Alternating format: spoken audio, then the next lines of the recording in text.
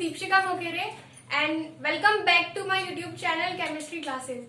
This is the last topic of our first chapter, which is some basic concept of chemistry. After this, we can start our new chapter, structure of atom. So first is, let's start mole fraction. Mole fraction is the ratio of moles of a particular component to the total number of moles of the solution. Mole fraction में हम लोग देखेंगे, इसमें solute के बारे में बात करेंगे और सॉल्वेंट. हमको पता है सॉल्यूट प्लस सॉल्वेंट होता है सॉल्यूशन. तो इसको हम एक न्यूमेरिकल लेके करेंगे, पर उसके पहले हम लोग जानेंगे कि इसका फॉर्मूला क्या होता है. मोल फ्रैक्शन ऑफ ए, ये ए कुछ भी हो सकता है, ए भी हो सकता है, बी भी हो सकता है.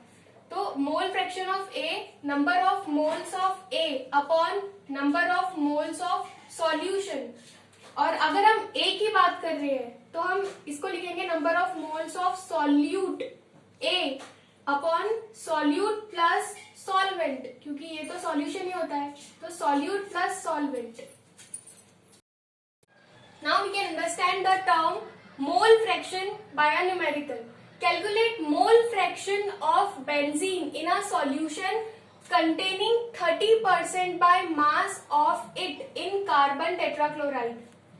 ये कह रहा है कि जो बेंजीन का सॉल्यूशन है ये कार्बन टेट्राक्लोराइड में 30% है. इसका मतलब हमारा जो सॉल्यूट है वो हुआ 30% और कार्बन टेट्राक्लोराइड हुआ हमारा सॉल्वेंट.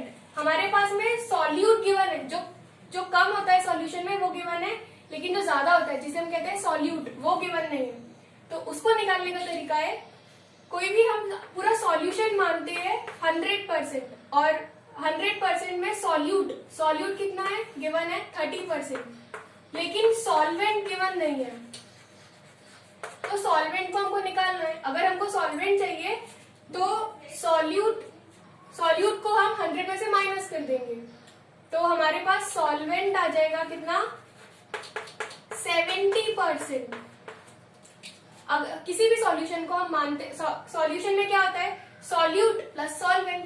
तो सॉल्यूट गिवन है, सॉल्वेंट नहीं है, तो सॉल्यूट को माइनस कर देंगे 100% में से, तो हमारे पास आ जाएगा सॉल्वेंट 70%.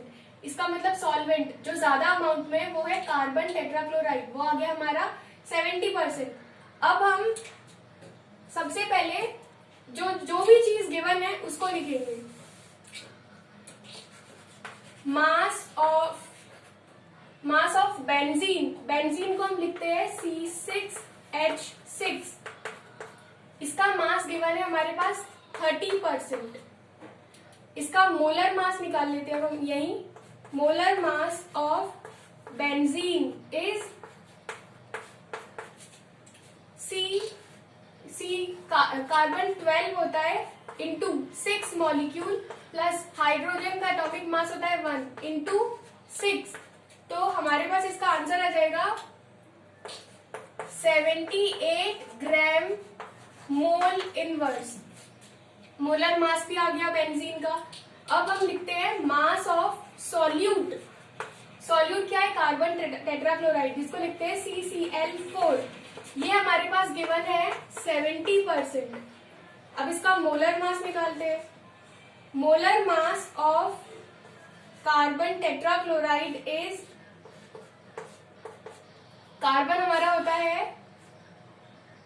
12 प्लस क्लोरीन होता है 35.5, लेकिन इसके 4 मॉलिक्यूल्स हैं, तो इंटू 4 हमें ये मिल जाएगा 154 ग्राम मोल इनवर्स. करेंगे मोल्स, तो मोल्स पहले हम निकालेंगे C6H6 का, बेंजीन का. मोल्स हमको पता है क्या होता है N पहले किसका C6H6 का, और N हमें पता है क्या होता है given mass 30%. Given mass upon molar mass है इसका 78 ग्राम मोल इनवर्स. तो हमारे पास इसके मोल्स आ जाएंगे 385 मोल. ये ग्राम है तो ग्राम से ग्राम कट जाएगा. 30 ग्राम्स, परसेंट को ग्राम्स में कन्वर्ट करेंगे तो ग्राम्स आ जाएगा। अब हम निकालेंगे मोल्स किसके, कार्बन टेट्राक्लोराइड के, CCl4 के। गिवन मास है हमारे पास 70 ग्राम, परसेंट को ग्राम में कन्वर्ट करेंगे तो ग्राम हो जाएगा, अपॉन गिवन मास हमने इसका भी निकाला था, वो था 154 ग्राम मोल इनवर्स। ग्राम से ग्राम कटा तो हमको मिलेगा, इसको सॉल्व करेंगे तो हो जाएगा 0.459 मोल। नीचे से ऊपर जाएगा तो इनवर्स हट जाएगा इसका और ये हो जाएगा मोल। तो हमारे पास मोल्स आ गए इतने।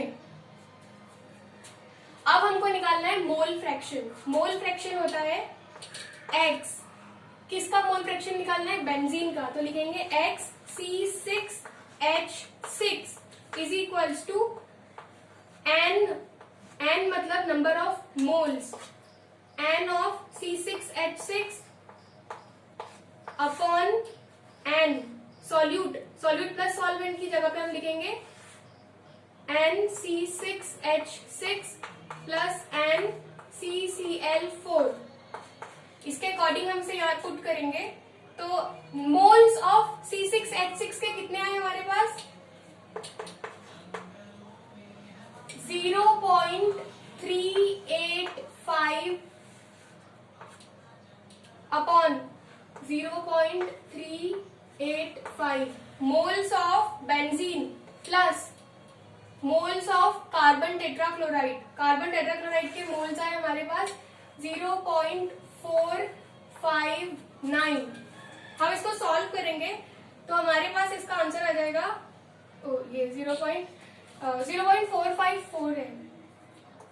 इसका आंसर आएगा हमारे पास 0.459। Hope you understand the concept. If you like this video, please like and subscribe.